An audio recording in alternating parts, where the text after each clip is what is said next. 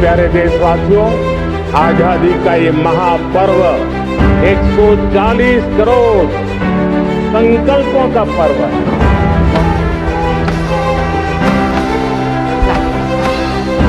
स्वागत है आप सभी का एनएफ न्यूज पर। मैं हूं आपके साथ रोहित। सभी को सबसे पहले स्वतंत्रता दिवस की हार्दिक शुभकामनाएं। और आज प्रधानमंत्री नरेंद्र मोदी ने जिस तरीके से लाल किले की प्राचीर से तमाम बातें कही, वो चाहे देश में विकास को लेकर बात हो, दुनिया को संदेश देना हो, ट्रंप जैसे लोगों को जवाब देना हो, या फिर भाषा विवाद उत्पन्न करने वालों को जवाब देना हो, या फिर राष्ट्रीय स्वयंसेवक का जिक्र पहली बार करना हो लाल किले की प्राचीर से इन 12 सालों में। इसके अलावा बिहार का चुनाव है तो तमाम बातें वहां पर भी हो रही। Chirag Paswan, Tejashwi Yadav, BJP, JDU, Congress, Prashant Kishor, RJD. इसीलिए मेरे साथ चर्चा करने के लिए इस वक्त एक युवा बिहारी और युवा चेतना के राष्ट्रीय संयोजक रोहित कुमार सिंह मौजूद हैं। बहुत बहुत स्वागत है। बहुत धन्यवाद। स्वतंत्रता दिवस पर प्रधानमंत्री ने लाल किले की प्राचीर से सबसे पहले जिक्र किया भाषा विवाद का, और उन्होंने कहा कि भाषाएं हमें जोड़ती हैं, तोड़ती नहीं हैं। तो ये जवाब था उन लोगों का जो लंबे वक्त से विवाद उत्पन्न करना चाह रहे हैं। देखिए, देश के प्रधानमंत्री हैं आदरणीय नरेंद्र भाई मोदी जी, और लगातार 12वीं बार लाल किले के प्राचीर से मां भारती के अस्मिता के प्रतीक तिरंगा को फहराने का सौभाग्य देश की सम्मानित जनमानस के विशेष आशीर्वाद से उन्हें प्राप्त हुआ है। तो निश्चित रूप से प्रधानमंत्री जी ने जो कहा है वो देश के जनता के आकांक्षाओं के अनुरूप कहा है। भाषाएं ही वह सड़क हैं, भाषाएं ही वह मार्ग हैं, वह सेतु हैं जिसके माध्यम से हम अपने विचारों का आदान और प्रदान करते हैं। अगर इस देश के लोग अंग्रेजी भाषा का ज्ञान नहीं रखेंगे तो भारत की सीमाओं से बाहर क्या वह अपने विचार को पहुंचाने में सफल हो पाएंगे? तो अगर बिहार का आदमी भोजपुरी बोलता है, मैथिली बोलता है, बज्जिका बोलता है, तमिलनाडु में लोग तमिल बोलते हैं, केरला में लोग मलयाली बोलते हैं, कर्नाटका में लोग कन्नड़ बोलते हैं, असम में लोग असमीज बोलते हैं, मेघालय में कई प्रकार की भाषाएं हैं। कोई गारो हिल्स में रहता है तो वहां की भाषा बोलता है, कोई खासी हिल्स में रहता है तो वहां की भाषा बोलता है। तो इसमें विवाद खड़ा करने की आवश्यकता क्या है भाई? इस देश का तो नियम है 4 कोस पर भाषा बदले 8 कोस पे पानी। हमारे देश में यूनिटी इन डाइवर्सिटी का जो नारा दिया गया, अनेकता में एकता का जो विचार दिया गया, देश के गृह मंत्री रहे गुजरात से आने वाले सरदार वल्लभ भाई पटेल जी के अथक प्रयासों से विभाजित हिंदुस्तान, एकजुट हिंदुस्तान का स्वरूप जो मिला, बिल्कुल मिला ना। आज उस स्वरूप को विस्तार देने का काम देश के लोकप्रिय, जनप्रिय, कर्णप्रिय, मनप्रिय, हृदय प्रिय लाडले प्रधानमंत्री आदरणीय मोदी जी कर रहे हैं। तो मोदी जी जो कर रहे हैं वो तो आज तक कोई किया नहीं। और कांग्रेस की लीडरशिप और अपोजिशन में बैठे राजनीतिक दल, चाहे वो तमिलनाडु का डीएमके हो, बिहार का आरजेडी हो, समाजवादी पार्टी उत्तर प्रदेश में हो, जहां जाइएगा वही हाल है। अच्छा। जम्मू कश्मीर में चले जाइए तो महबूबा मुफ्ती हो। बिल्कुल। प्रधानमंत्री ने आज 12 साल में पहली बार लाल किले की प्राचीर से राष्ट्रीय स्वयंसेवक संघ का जिक्र किया। तो अब विरोधी तो कह रहे हैं कि मजबूरी है, इसलिए अब जिक्र कर रहे हैं लाल किले की प्राचीर से ताकि सब मैनेज रहे।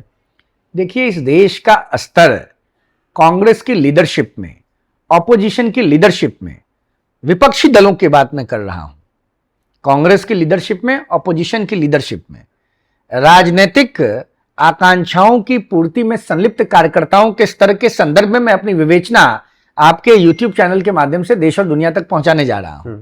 कांग्रेस की लीडरशिप में और अपोजिशन की लीडरशिप में इस देश के स्तर को गिराने का षड्यंत्र राहुल गांधी कर रहे हैं। आपको मालूम है, भारत के एक एक बच्चे को मालूम है, पूरी दुनिया को मालूम है, राष्ट्रीय स्वयंसेवक संघ 100 वर्ष पूरा करने जा रहा है। और प्रधानमंत्री जी ने स्वयंसेवक संघ के 100वें वर्ष यानी शताब्दी के अवसर पर देश के सबसे प्रमुख स्थान लाल किले से स्वतंत्रता दिवस के अवसर पर अगर सत्य को बोलने का काम किया है तो कांग्रेस के नेताओं के, कार्यकर्ताओं के, विपक्षी दलों के मित्रों के पेट का पानी क्यों नहीं पच रहा है भाई? भाई आरएसएस ने क्या इस देश में काम नहीं किया? इस देश में बाढ़ आए, त्रासदी आए, भूकंप आए, प्लेग हो, हैजा हो, वनवासियों के बीच में, पिछड़ों के बीच में, दलितों के बीच में, आर्थिक आधार पर कमजोर वर्ग के लोगों के बीच में, गरीब मुसलमान भाई और बहनों के बीच में जो काम राष्ट्रीय स्वयंसेवक संघ ने किया, क्या किसी संगठन ने पूरी दुनिया के स्तर पर उस प्रकार का कोई काम किया है क्या? आरएसएस के एहसान को क्या इस देश के अंदर लोग कभी भुला पाएंगे क्या? आरएसएस ने समग्र राष्ट्रीयता के भाव को जो जगाने का अलख जगाया, जिस मसाल को राष्ट्रीय स्वयंसेवक संघ ने दुनिया के मानचित्र पर पहुंचाने का काम किया, किसी ने किया क्या? सत्ता में हिस्सेदारी के लिए कांग्रेस ने देश का विभाजन धर्म के आधार पर करा दिया। राष्ट्रीय स्वयंसेवक संघ ने देश की प्रगति के लिए, देश के विकास के लिए, देश के उन्नति के लिए, देश के उत्थान के लिए, गरीब के विकास के लिए, पिछड़ा, दलित, वनवासी, आदिवासी सबके समग्र उत्थान के लिए जो कार्य किया, जो प्रयास किया, उसका कोई पणतर कोई कर सकता है? पणतर समझते हैं? पणतर को भोजपुरी में शब्द है, मतलब तुलना। इस देश में कोई भी दल, कांग्रेस हो, आरजेडी हो, समाजवादी पार्टी हो, कोई हो, क्या कोई मैच है क्या आरएसएस के साथ? आरएसएस कोई राजनीतिक दल है क्या? आरएसएस इस देश की आत्मा को जीवित और जीवंत रखने वाला एकमात्र संगठन है जिसने भारत को जोड़ने का काम किया और भारत को दुनिया के स्तर पर स्थापित करने का काम किया। राष्ट्रीय स्वयंसेवक संघ नहीं होता तो भारतीयता और भारत का विचार समाप्त हो गया होता। यह बात देश की जनता जानती है और उस बात को समझते हुए देश के लोकप्रिय प्रधानमंत्री जी ने बिल्कुल सही कहा है। क्या जानेंगे राहुल गांधी? नहीं, राहुल गांधी तो आज, राहुल गांधी को कुछ पता है क्या? नहीं, राहुल गांधी के पिताजी के नाना ने देश का विभाजन धर्म के आधार पर प्रधानमंत्री बनने के लिए करा दिया। नहीं, राहुल गांधी से ये याद आया कि आज जब लाल किले की प्राचीर पर झंडा फहराया गया तो नेता प्रतिपक्ष राहुल गांधी गए ही नहीं वहां। कांग्रेस का कोई बड़ा नेता नजर ही नहीं आया। देखिए, कांग्रेस ना तो बाबा साहब अंबेडकर के दिए हुए संविधान को मानती है, कांग्रेस ना देश के किसी प्रावधान को मानती है। कांग्रेस तो बस सोनिया गांधी, राहुल गांधी, प्रियंका वाड्रा के आदेश को मानती है। देश की जनता सब देख रही है। स्वतंत्रता दिवस भारत का सबसे पवित्र दिवस है। अगर उस दिन लाल किले पर राहुल गांधी जी, कांग्रेस की ब्रिगेड नहीं है तो आप समझ जाइए ये देश विरोधी लोग हैं, ये भारत माता से प्रेम नहीं करते हैं, ये भारत माता के लोगों के खिलाफ खड़े हैं और भारत माता के खिलाफ जो खड़ा है देश की सम्मानित जनता उसके अस्तित्व को समाप्त कर देगी। आज स्वतंत्रता दिवस के पवित्र अवसर पर मैं यह बात पूरी जिम्मेवारी के साथ बोल रहा हूं। बिल्कुल। अब बिहार चलते हैं और बिहार में शुरुआत करते हैं चिराग पासवान को लेकर। कल खबर आई कि चिराग पासवान एनडीए का हिस्सा नहीं होंगे, 243 सीटों पर चुनाव लड़ेंगे। आज चिराग पासवान ने कहा कि ऐसा नहीं होने जा रहा है, जब तक मेरे प्रधानमंत्री नरेंद्र मोदी हैं तब तक मैं एनडीए नहीं छोड़ूंगा। विपक्ष चाहता है कि चिराग एनडीए में ना रहें। तो आपको क्या लगता है, चिराग की महत्वाकांक्षाएं हिलोरी मार रही हैं क्या? देखिए, चिराग पासवान एक बड़े ही सुलझे हुए राजनेता हैं जो बिहार और देश के विकास के लिए प्रधानमंत्री आदरणीय मोदी जी के कैबिनेट के महत्वपूर्ण मंत्री के रूप में अनवरत काम कर रहे हैं।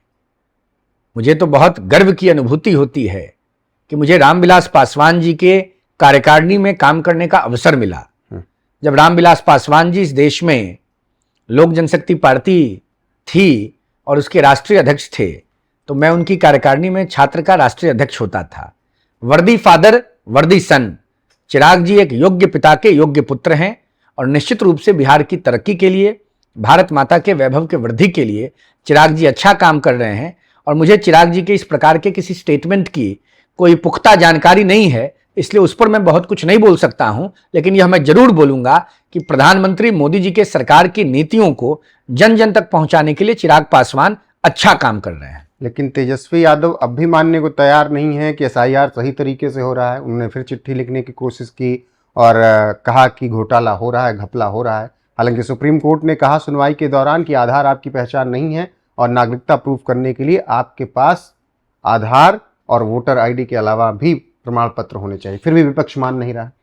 देखिए, आज स्वतंत्रता दिवस के अवसर पर राहुल गांधी और उनकी ब्रिगेड लाल किले पर नहीं गई।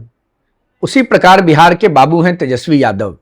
लालू जी 15 साल बिहार को बर्बाद करने वाले महानायक के रूप में उभरे। उनके राजकुमार हैं, उनके लेजिटिमेट पॉलिटिकल लेगेसी को होल्ड कर रहे हैं तेजस्वी, तो तेजस्वी भी तो राहुल के ही काउंटर पार्ट थे ना, उनके दिखाए हुए रास्ते पर चल रहे हैं। तो तेजस्वी यादव कैसे संविधान को, बाबा साहब अंबेडकर को, ऑनरेबल सुप्रीम कोर्ट को, गवर्नमेंट को, इलेक्शन कमीशन ऑफ इंडिया को मानेंगे?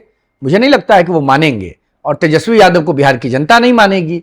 आप नोट कर लीजिए, तेजस्वी यादव 2025 में बिहार के राघोपुर विधानसभा क्षेत्र से चुनाव लड़ेंगे और चुनाव हार जाएंगे। तेज प्रताप यादव परेशानी खड़ी कर रहे हैं इनके लिए। तेज प्रताप यादव के दुख से मैं दुखी हूं। ऐसा क्यों? मुझे दर्द है तेज प्रताप जी के लिए। क्यों, बताइए तो। पिता के बड़े पुत्र हैं, उस पूरे उत्तराधिकार के असली अधिकारी हैं। भले वह अधिकार जंगल राज के राजकुमार का क्यों न हो, वह अधिकार बिहार के बर्बादी के महानायक के पुत्र का क्यों न हो, लेकिन वह अधिकार तेज प्रताप जी को मिलना चाहिए था। विधानसभा में विपक्ष के नेता के पद पर, पार्टी के आंतरिक मामलों में निर्णय लेने का अधिकार यह तेज प्रताप जी के साथ होना चाहिए था। और मेरा दुख इसलिए ज्यादा है क्योंकि तेज प्रताप यादव और मैं एक ही प्रमंडल के निवासी हैं। भाई गोपालगंज के रहने वाले हैं, हम छपरा के हैं, तो लालू जी के पुत्र हैं, तो थोड़ा हमको सिंपैथी रहता है तेज प्रताप जी के लिए। अच्छे इंसान हैं, हम उनके उज्जवल भविष्य की शुभकामना देते हैं, ईश्वर से प्रार्थना भी करते हैं कि वो आगे बढ़ें। लेकिन उनके साथ अन्याय हुआ है, वही अन्याय जो औरंगजेब ने दारा शिकोह के साथ किया था, उसी प्रकार का अन्याय तेजस्वी जी ने भाई तेज प्रताप के साथ किया है। एक आखिरी सवाल ये कि दुनिया से जुड़ा हुआ, क्योंकि लाल किले की प्राचीर पर प्रधानमंत्री नरेंद्र मोदी ने, वो चाहे ऑपरेशन सिंदूर का जिक्र हो, वो चाहे सिंधु जल समझौता रद्द करना हो, या फिर जो लोग भारत पर टैरिफ ठोकने की कोशिश कर रहे हैं जैसे ट्रंप, उन सबको जवाब देना हो, एक सांस में चीन, पाकिस्तान, अमेरिका, सबको प्रधानमंत्री ने बता दिया कि भारत रुकने वाला नहीं है और न दबने वाला है। तो क्या लग रहा है कि ये जो रणनीति प्रधानमंत्री की है, कि भारत के कहीं विपक्ष में तो नहीं चली जाएगी, इतना खुलकर बोल देना? देखिए, हम लोग तो साधारण राजनीतिक सामाजिक कार्यकर्ता हैं और भारत विश्व का प्रथम लोकतंत्र है, और इस लोकतंत्र ने मोदी जी को एक बार नहीं, दो बार नहीं, 3 बार और बार बार प्रधानमंत्री बनाने का निश्चय कर लिया है। तो हमारे देश के प्रधानमंत्री विश्व के सबसे प्रमुख नेता हैं आज की तारीख में। तो मोदी जी ने जो बोला है वह देश की प्रतिष्ठा के संदर्भ में बोला है। देश के आम जनता की हैसियत से हम मोदी जी के साथ खड़े हैं और हमें पूरा विश्वास है कि मोदी है तो मुमकिन है, और मोदी जी कुछ ऐसा करेंगे कि अमेरिका घुटनों के बल पे गिर के भारत के सामने गिर गिराएगा। बहुत बहुत शुक्रिया, बहुत आभार आपका, धन्यवाद। तो ये थे हमारे साथ युवा चेतना के राष्ट्रीय संयोजक रोहित कुमार सिंह, जिन्होंने बिहार चुनाव, तेजस्वी यादव, चिराग पासवान और लाल किले की प्राचीर से प्रधानमंत्री नरेंद्र मोदी ने जो बड़ी बातें कही उस पर अपने विचार साझा किए। बाकी आपको ये बातचीत कैसी लगी कमेंट सेक्शन में जाकर बताइएगा जरूर। बने रहेगा हमारे साथ लगातार। नमस्कार।